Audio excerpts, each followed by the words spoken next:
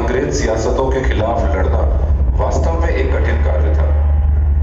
उन सभी स्वतंत्रता सेनानियों को हमारा शत-शत नमन, जिन्होंने हमारे देश के लिए एक दृष्टि रखी और उसके लिए खुद को बलिदान कर दिया।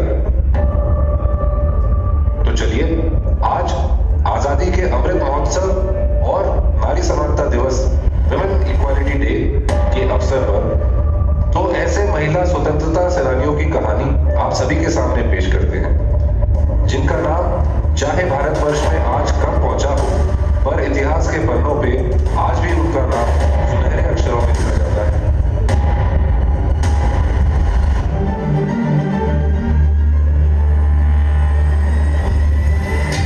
बुंदेले हर बोलों के मुंह हमने सुनी कहानी थी, खूब लड़ी मर्दानी हो तो झांसी वाली रानी थी।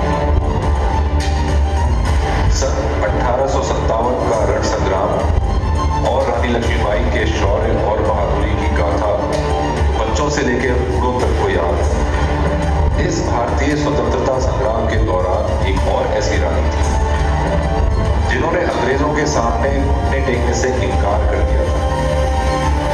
अतीत के पन्नों पर उनका बलिदान धुंधला हो गया है। चलिए सुनते हैं उनकी निडरता और अंग्रेजों से टक्कर लेने की कहानी।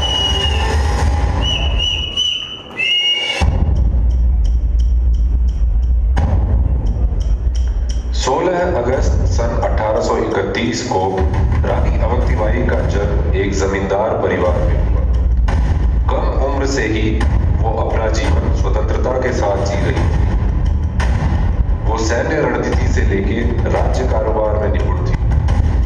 इसी कौशल और कर्तृत्व के कारण रामगढ़ के राजा के जाने के बाद राज्य का कारोबार उन्होंने अपने हाथ में ले लिया। डॉक्ट्रिन ऑफ लैप्स के तहत अंग्रेजों ने राजा के जाने के बाद रानी को हटाकर अपना प्रशासन लागू कर दिया था।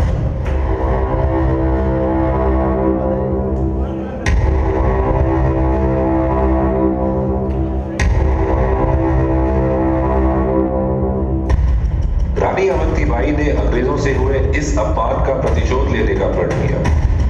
सन 1857 में रानी ने ब्रिटिश प्रशासकों को राज्य से बाहर निकाल दिया था और ब्रिटिश प्रशासन के खिलाफ युद्ध की घोषणा की थी। उन्होंने अपने पास वाले साम्राज्यों से यह अपील की थी, अपने राज्य की रक्षा करनी है तो तलवारें निकालो और अंग्रेजों के खिलाफ युद्ध करो। ऐसा नहीं कर सकते तो ये चूड़ियां लो और घर में बैठो। रानी अवंतीबाई की इस अपील के बाद करीब 5000 लोग उनके साथ एकजुट हो गए थे। उन 5000 लोगों की सेना को लेकर उन्होंने खेड़ी की लड़ाई जीती थी। अपनी हार के खौफ से अंग्रेज पीछे हट गए। रानी का शौर्य और पराक्रम देखकर अंग्रेज चौंक गए थे।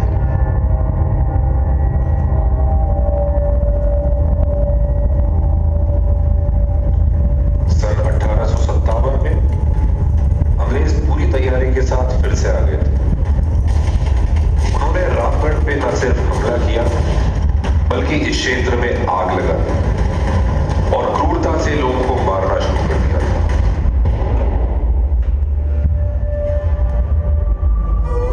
इस हमले से बचने के लिए रानी अवंतीबाई के पास देवगढ़ की पहाड़ी जंगलों में जाने के अलावा और कोई उपाय नहीं बचा था। रानी अवंतीबाई भी हार मानने वालों में से नहीं थी। उन्होंने गुरिल्ला युद्ध तकनीक से जनरल वेडिंगटन की सेना में घुस के कोहराम मचा दिया था। लेकिन उनकी देशभक्ति और भावनाएं युद्ध जीतने के लिए काफी नहीं थी। अंग्रेजों ने आधुनिक शस्त्रों का इस्तेमाल कर रानी को घेर लिया था। रानी अवंतीबाई ने अंग्रेजों के हाथ मरना उचित नहीं समझा था। लिहाजा उन्होंने अपनी तलवार निकाली और खुद ही अपनी जान की आहुति दे दी। रानी अवंतीबाई वो चिंगारी थी जिसने लोगों के मन में आजादी की आग जलाने का काम किया था। उसी दौर में उनके साथ मंगल पांडे, रानी लक्ष्मीबाई, बेगम हजरत महल, तात्या टोपे, कुंवर सिंह, हरदयाल दयाल सिंह और सुरेंद्र शाही जैसे कई लोगों ने स्वतंत्र भारत के लिए अपने प्राणों को न्यौछावर कर दिया था। तो ये थी कहानी रानी अवंतीबाई के शौर्य, त्याग और बलिदान की। भारत के स्वतंत्रता संग्राम में महिलाओं का योगदान सर्वदा अप्रतिम रहा है।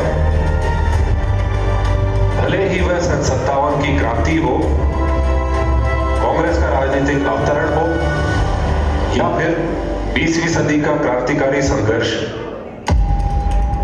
महिलाओं ने हर समय व हर स्तर पर भारत की स्वतंत्रता के लिए सर्वोच्च बलिदान किया है। सन 1905 में अंग्रेजों ने बंगाल प्रांत का विभाजन करने की कूटनीति रची, जिसके कारणवश भारत में आजादी के लिए विद्रोह की एक नई लहर दौड़ने लगी थी। इस समय भारत की एक बेटी ने अपने संगठन शक्ति और कूटनीति का ऐसा उदाहरण पेश किया जिसने भारतीय संघर्ष को विश्व पटल पर प्रेषित कर दिया था।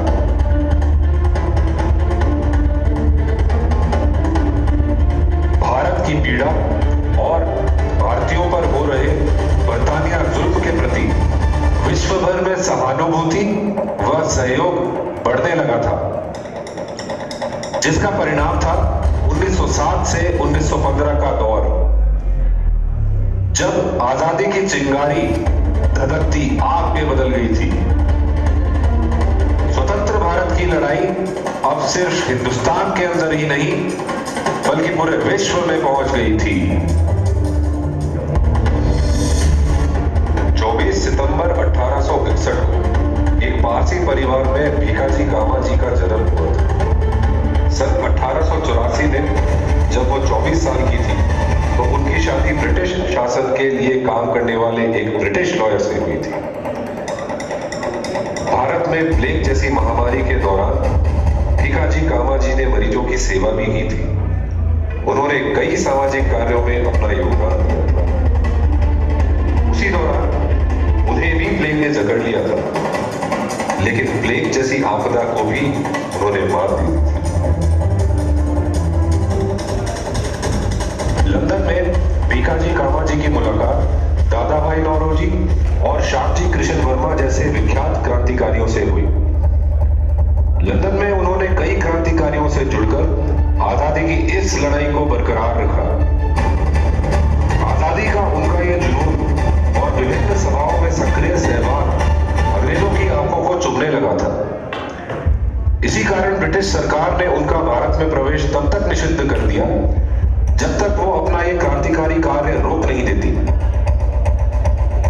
लेकिन भीखाजी कामा जी ने इस बात का निषेध कर फ्रांस जाने का फैसला किया।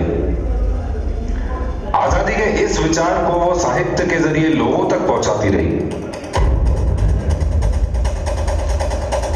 12 अगस्त 1907 को स्टुटगार्ट, जर्मनी में नेशनल सोशलिस्ट की सभा में भीखाजी कामा जी ने भारत का पहला झंडा फहराने का काम किया था। उस वक्त उन्होंने वहां मौजूद विभिन्न देशों को संबोधित करके ये कहा,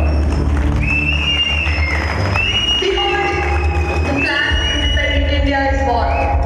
It has been made by the blood of sacred Indians who sacrificed their lives in its honor.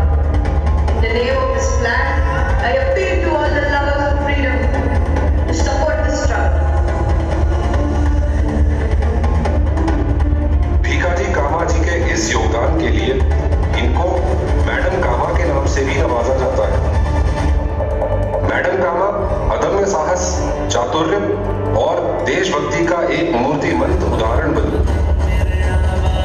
उनके बाद उनसे प्रेरित होकर आजादी के लिए कई क्रांतिकारियों ने आवाज उठाई। आज आजादी के अमृत महोत्सव के अवसर पर हम उन सभी क्रांतिकारियों को आदरपूर्वक श्रद्धांजलि अर्पित करते हैं।